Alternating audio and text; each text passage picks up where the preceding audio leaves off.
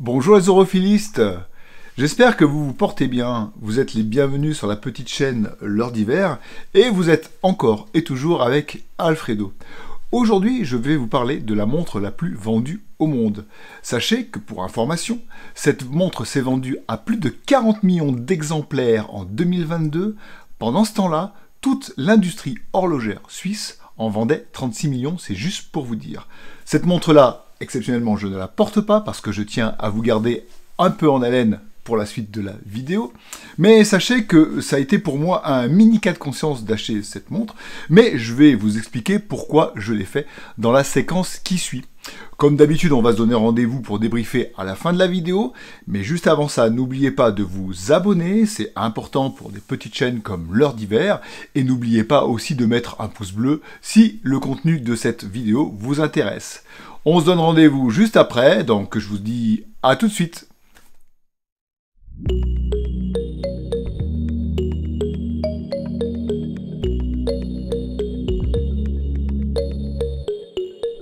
Alors si j'ai bien fait mon travail, vous ne savez toujours pas de quel modèle de montre je vais vous parler aujourd'hui dans cette vidéo. Hormis ceux qui ont lu le descriptif de celle-ci, ou ceux qui ont regardé attentivement le générique rempli d'indices. Ou encore ceux qui savent quelle est la montre la plus vendue au monde depuis plusieurs années. Pour les autres, patience, car la genèse de cette montre est expliquée dans la séquence qui commence maintenant. L'histoire commence exactement au bâtiment 1 du 20525 Mariani Avenue, dans la ville de Cupertino, en Californie. Jonathan Ive, designer, réfléchit depuis le mois d'octobre 2011 à créer un nouvel objet pour la firme dans laquelle il travaille. Comme vous pouvez facilement vous en douter, cet objet est évidemment une montre. Cette firme produit de l'électronique et des logiciels, et son génial créateur vient de disparaître prématurément, laissant cette entreprise sous le choc et un peu désorientée. Les choses s'accélèrent et le projet est clairement lancé par Johnny début de l'année 2012 sous le nom de code ET pour Electronic Touch. Au début est créé un premier prototype à partir d'un mini lecteur MP3 miniature auquel on va adjoindre un bracelet scratch noir, tout comme celui utilisé par Omega pour sa Speedmaster. Il faut dire que Jonathan en possède une et qu'il n'a pas eu besoin de chercher loin une solution de pseudo-bracelet pour la création de la première montre de cette compagnie. Une montre certes, mais pas une montre mécanique, ni même une montre électronique à quartz, non, plutôt une montre informatique, technologique, connectée quoi.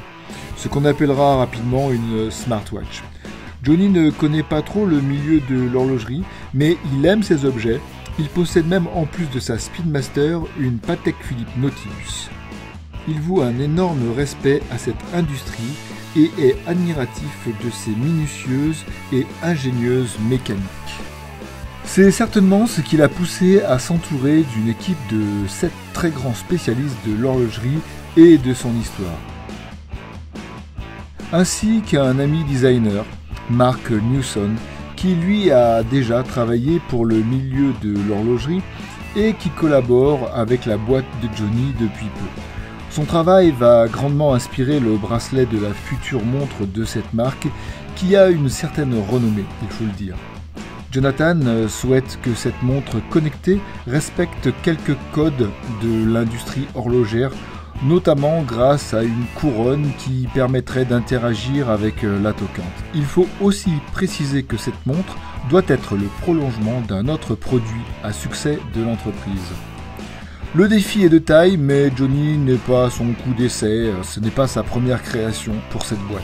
Toujours dans l'objectif d'un hommage à la belle horlogerie, Mr. Ive va imaginer tout un tas de bracelets de toutes les matières comme le cuir, le tissu, le métal, le caoutchouc. Il reprendra même à sa sauce le fameux bracelet mèche en métal en repensant la fermeture et poussera l'audace à proposer le boîtier de cette montre, à l'origine en aluminium, dans les matériaux que l'on retrouve dans l'horlogerie traditionnelle, soit l'acier, la céramique et même en or 18 carats.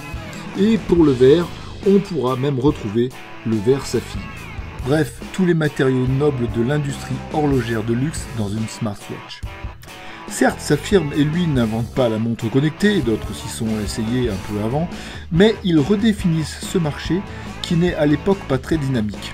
À l'heure où est présentée cette fameuse montre, le 9 septembre 2014 exactement, par Tim, le patron de la boîte à la pomme croquée, elle sera commercialisée en avril 2015 et un mois plus tard, elle sera écoulée à 1 million d'exemplaires, ce qui est décevant quand on parle d'une compagnie qui a la plus grande valorisation boursière de la planète. Cependant, Tim, Johnny et les autres ne savent pas encore que c'est le début d'une histoire qui changera le marché des smartwatches pour très longtemps. Ils ne savent pas encore que cette montre deviendra la montre la plus vendue au monde aujourd'hui.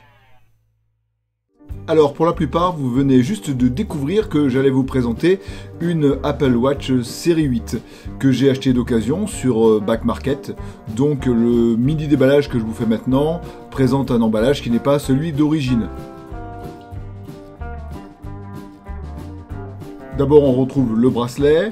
Celui que je vous montre n'est pas celui qui était livré d'origine avec la montre. Ceux qui étaient livrés par Back Market étaient de mauvaise qualité, donc j'ai racheté un autre bracelet. Ensuite, on trouve le câble de charge avec le système MagSafe, un aimant, et au bout une prise USB-C. Vous n'avez pas de chargeur dans la boîte, même à l'origine. On enchaîne avec le petit galet noir que vous voyez à gauche. C'est le corps de la montre qui est emballé dans un emballage, on va dire, un mix carton polystyrène.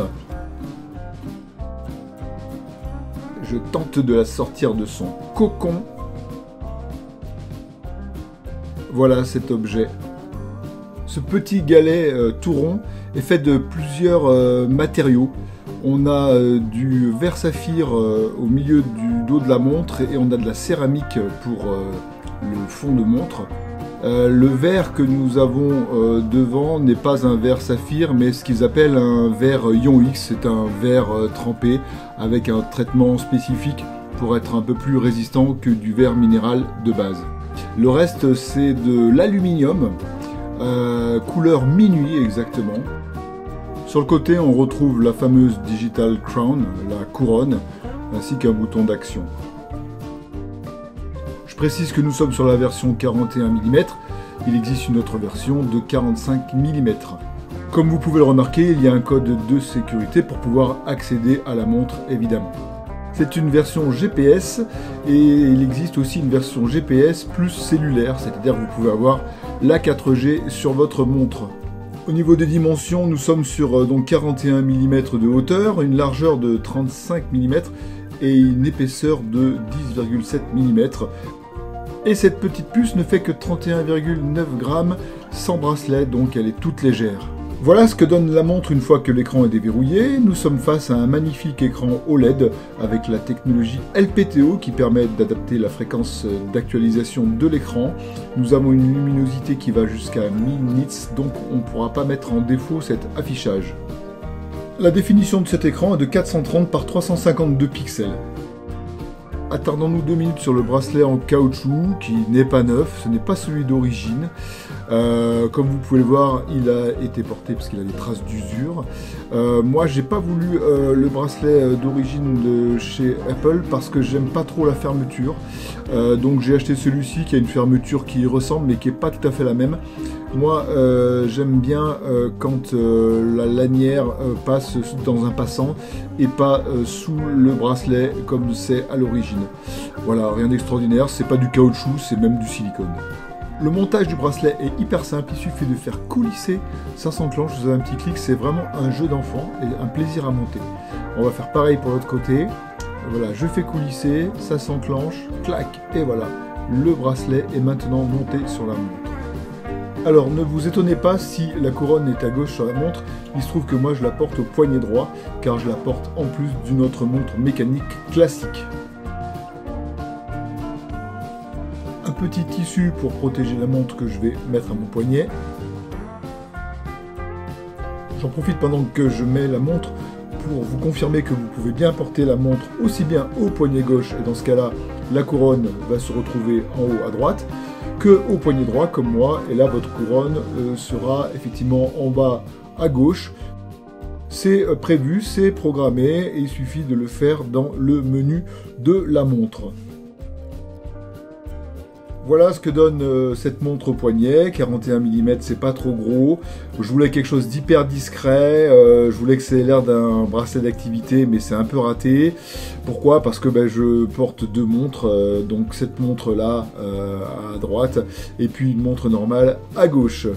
Ici, on accède donc directement au menu et on fait défiler les petites applications sous forme de nuages avec la molette ou avec le doigt sur l'écran. Et quand on veut revenir, il suffit de recliquer sur la couronne.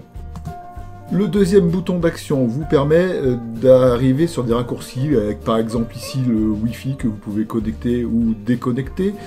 Vous avez plusieurs raccourcis hyper intéressants. Ici, vous pouvez faire sonner votre mobile si vous l'avez perdu. Ici, vous avez une lampe de poche directement au poignet. C'est très pratique. Avec l'écran de 1000 nits, ça éclaire super bien dans le noir. Et je trouve que c'est une super bonne idée.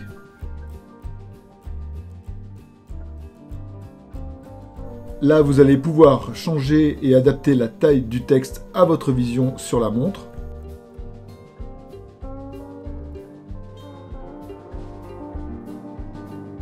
Ici, petite astuce, cette montre est étanche à 50 mètres, donc vous pouvez nager avec cette montre, mais il faut la mettre d'abord en configuration baignade. Une fois que vous aurez terminé votre baignade, il faudra faire ceci. Ce que vous venez d'entendre, c'est une vibration et un son qui a pour objectif d'évacuer l'eau qui se trouve dans le micro et le haut-parleur. Là, comme un téléphone, on coupe toutes les sonneries. La fonction spectacle, quant à elle, éteindra l'écran en plus des sonneries, et la montre se réactivera dès que vous toucherez la couronne. La fonction ne pas déranger comme sur un smartphone.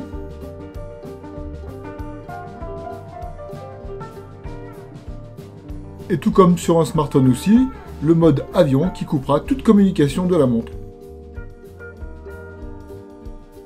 Juste ici, vous pourrez gérer le volume de vos écouteurs Bluetooth.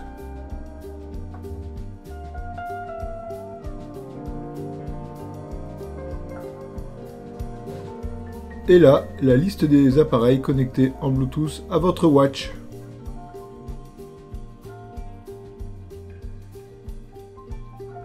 Pour changer d'écran, rien de plus simple, il suffit de presser une seconde le cadran.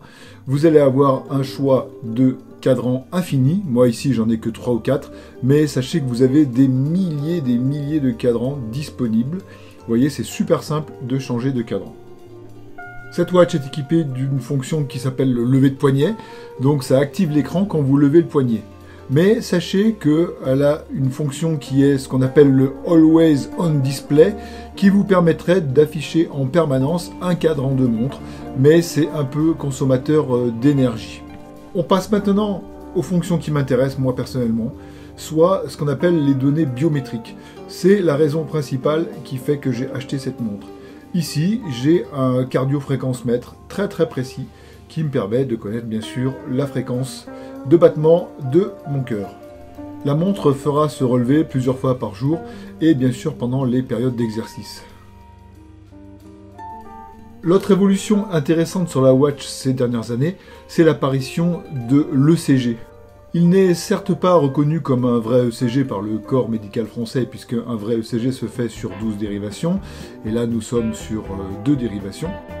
Cependant, il est tout à fait capable de vous alerter quand il détecte une anomalie, notamment quand vous faites une fibrillation cardiaque, et sachez que ce dispositif a déjà sauvé plusieurs personnes.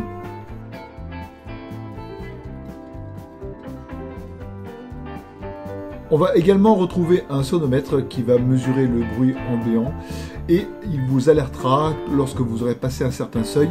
Sachez qu'il n'a pas besoin d'être en route pour vous alerter lorsque vous êtes dans un environnement très bruyant dans la journée. Une autre fonction intéressante, c'est l'oxymètre de pouls qui vous permettra de connaître le taux d'oxygène dans le sang. Cette fonction a été assez utile pendant la période Covid à certaines personnes. Vous allez pouvoir lire vos SMS à votre poignet, ça vous évite de dégainer votre portable, c'est hyper pratique et vous pourrez même répondre aux messages.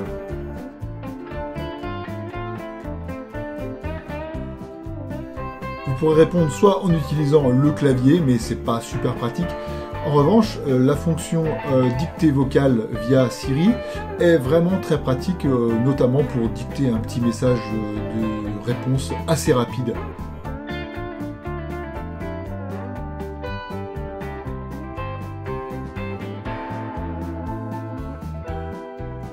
Évidemment, avec l'Apple Watch, vous allez pouvoir lire vos mails, avoir un petit aperçu. Vous pourrez même répondre, mais une fois de plus, c'est pas très pratique avec le clavier, mais vous pourrez aussi le faire en dictée vocale. Vous pouvez aussi consulter quelques photos sur la Watch. C'est pas idéal, mais en zoomant, ça va. S'il y a bien une chose que cette Watch va vous faire, c'est vous bouger.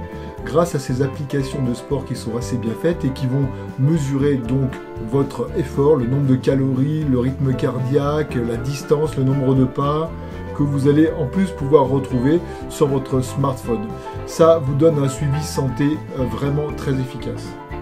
Cette montre, elle va vous bouger, elle va vous demander de vous lever par exemple toutes les heures. Très intéressant quand vous êtes derrière un bureau pendant plusieurs heures par jour. Comme tout à chacun, moi je me suis pris au jeu des cercles d'activité qui vont mesurer le nombre de calories que vous dépensez, le nombre de minutes que vous avez bougé dans la journée et le nombre de fois où vous vous êtes levé. C'est vraiment un petit jeu hyper sympa qui veille à votre santé. Les activités sportives sont multiples. Quand vous en déguidez une, elle va effectivement mesurer votre activité et vous pouvez voir à l'écran qu'elle va lancer un décompte et à partir du moment où vous commencez, elle va compter le temps, les kilocalories, le rythme cardiaque, le rythme moyen, le nombre de mètres, la distance que vous allez parcourir.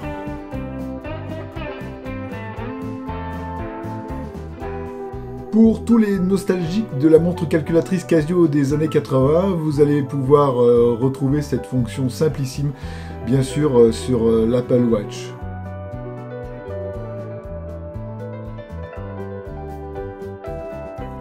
Vous pourrez bien sûr, pour les mélomanes, lancer votre musique depuis votre montre, que ce soit pour activer votre smartphone qui jouera la musique, voire une enceinte connectée, bref, tout ce qui est connecté en Bluetooth à la montre. Vous avez besoin de faire un chronométrage, évidemment.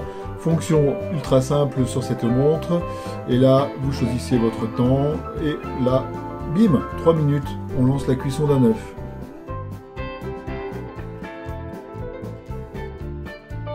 Évidemment, on va retrouver la fonction météo sur une smartwatch telle que l'Apple Watch.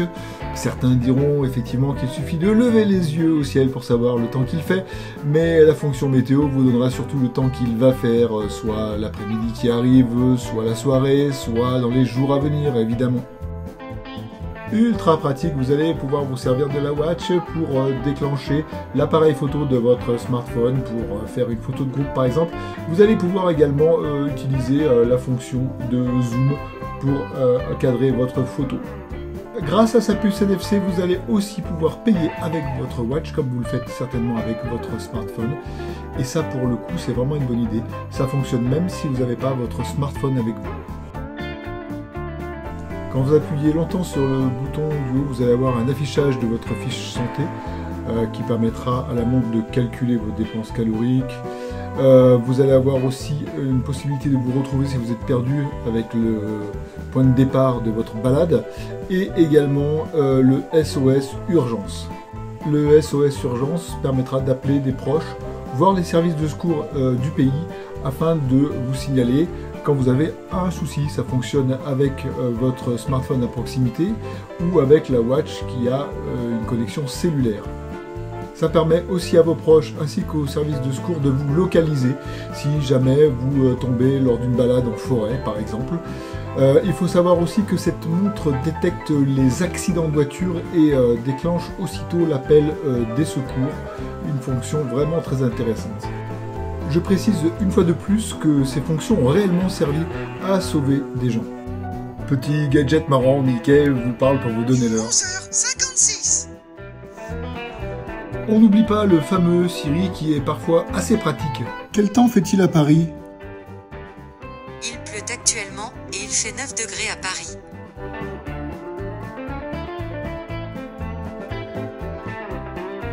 Cette smartwatch intègre évidemment une fonction téléphonique pour en faire une phone watch.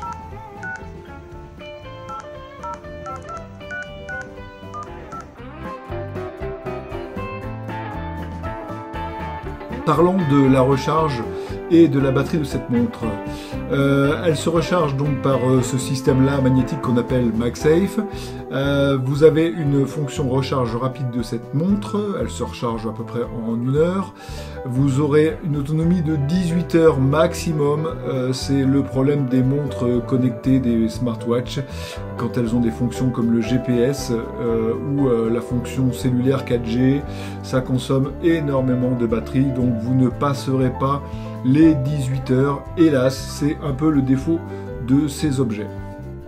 Par conséquent, vous chargerez votre montre tous les jours, soit pendant la nuit, soit le matin pendant que vous prenez votre douche. Je reviens sur la facilité de montage et de démontage de ce bracelet. Ça vous permettra d'adapter un bracelet à votre goût. Moi personnellement, comme c'est un bracelet d'activité pour moi plus qu'une montre, je mets ce bracelet caoutchouc. Mais vous pouvez très bien adapter un bracelet mèche, un bracelet cuir, un bracelet tissu pour s'adapter à votre look.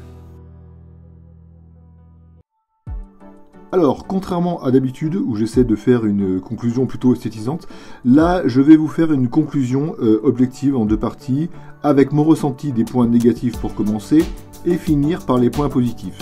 Juste avant, sachez qu'au départ, je souhaitais acquérir un simple bracelet connecté, assez fin, afin d'arrêter de faire mes runnings avec un smartphone à la main. Un bracelet qui pourrait suivre mon parcours, mon rythme cardiaque et compter les pas et les kilomètres. Mais en cherchant un peu, je me suis rendu compte que les bracelets n'embarquaient pas ou peu de système GPS, et ceux que je trouvais étaient assez gros et ressemblaient finalement à des montres et avaient en plus une autonomie limitée. Donc autant partir sur une montre de petite taille, d'où le choix d'une Apple Watch, d'autant que quand vous avez un iPhone, c'est le prolongement naturel. Alors voici ce que je n'aime pas. D'abord le corps en aluminium couleur minuit, donc soit noir, c'est beau, mais en 2 mois elle est déjà abîmée et rayée sur tous les pourtours. Donc je vous conseille la couleur aluminium, soit en version inox, mais c'est bien plus cher. En plus le noir c'est hyper salissant, elle a l'air tout le temps sale. Ensuite l'autonomie est moyenne, 18 heures, donc il faut la recharger tous les jours. C'est le cas de toutes les montres GPS, hélas. Étant avant tout passionné de montres mécaniques, il m'a été difficile d'accepter de porter une smartwatch. Du coup, je suis obligé de porter 2 montres, ma daily mécanique à gauche et la watch à droite. Ensuite, autant une montre mécanique pourra durer plusieurs vies et être transmise de génération en génération, qu'une watch, si vous la gardez 5 voire 6 ans, ça sera déjà un record, car elle sera sans doute obsolète. Nous sommes à l'heure actuelle à la 9e génération de watch, et les 3 premières générations ne peuvent plus bénéficier de la mise à jour du système d'exploitation. Apple vend chèrement son savoir-faire aujourd'hui. Vous trouvez des bonnes smartwatches à 100 voire 150 €, mais une watch neuve c'est minimum 279 €. Voici ce que j'apprécie chez elle maintenant. À la sortie de la première watch, je lui trouvais aucune utilité, et c'était le cas d'ailleurs. Elle avait peu de capteurs et la plupart des fonctions semblaient bien gadget. Avec le temps, les différentes générations, elle est devenue très intéressante, à mes yeux, notamment parce qu'elle a trouvé sa voie, et à mon goût, c'est la surveillance des données de santé et le sport. Après 2 mois, je dois dire que j'aurais du mal à m'en passer. Elle est le prolongement naturel de l'iPhone. Elle évite d'avoir à se précipiter sur son téléphone quand on reçoit une notification, un SMS, un mail. On jette juste un petit coup d'œil et on sait immédiatement si c'est urgent. Et la plupart du temps, le téléphone reste dans la poche. Personnellement, elle m'a fait rentrer dans le jeu des cercles d'activité et donc je bouge beaucoup plus qu'avant. Elle est pratique dans la vie de tous les jours, je paye avec sans même avoir mon smartphone à côté. Elle surveille mon sommeil, me réveille en douceur le matin, c'est beaucoup plus agréable qu'une sonnerie de smartphone. Vous ressentez des petits tapotements sur le poignet avec une musique douce. Bref, mon conseil, n'y goûtez pas car fatalement vous risquez d'aimer le produit et de devenir addict. De plus, si comme moi vous trouvez une watch récente comme cette version 8 à environ 350 €, soit un tout petit peu plus qu'une watch SE, je pense que vous ferez un bon deal. Pour atteindre sa pleine maturité, il manque à la watch un glucomètre et un tensiomètre. D'autres modèles concurrents ont déjà sauté le pas, mais ce n'est pas grave car comme l'iPhone, la watch est devenue la valeur étalon de ce marché. Et peu importe ce que fera la concurrence, car pour l'instant, c'est l'Apple Watch qui donne le là. Voilà mes petits europhilistes, cette vidéo se termine, mais avant qu'elle se termine, j'ai 2 questions à vous poser. La première, êtes-vous amateur d'horlogerie mécanique? Et si oui, la deuxième question, portez-vous en même temps que votre montre mécanique une montre connectée type watch ou autre chose. Voilà. J'ai l'impression qu'autour de moi, je vois de plus en plus des gens porter 2 montres. Est-ce que c'est votre cas ou alors pas du tout? Ou vous pouvez aussi me dire que vous n'aimez pas les montres connectées. En tout cas, tout ça, vous pouvez le faire dans les commentaires. Comme d'habitude, si vous avez aimé cette vidéo, le petit pouce bleu qui va bien. N'oubliez pas de vous abonner. Nous, comme d'habitude, on se donne rendez-vous pour une prochaine vidéo. Et je vous dis à tantôt.